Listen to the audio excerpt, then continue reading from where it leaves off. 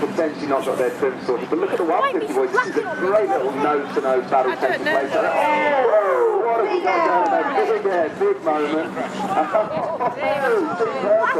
I don't know, I missed it. What is going through their minds at this point in time? Well, they are trimming Did you get it on? to the bitter end, fighting for the corner. This is literally... Yeah, Daddy got it. And they're pushing them to the limit, to be honest, and you can see why. Yeah, and he's fantastic. McDonald Mermaid seems to have got the better of the trim as they take the inside line there. And Leader of Team Purple will cut back inside them on the next turn. Doesn't look like they're going to be able to. They're going to have to drift wide. Heading straight towards our commentary position at the moment here in Mr. Hughes. And McDonald Mermaid have made a fantastic corner there. And look at the lead they've stretched out. That's the racing line. That is absolutely brilliant. That's two husband and wife teams battling head-to-head. Purple showing through the right back. They've been sorted and they're just outrunning the speed on the road. That's one great. Yeah, they got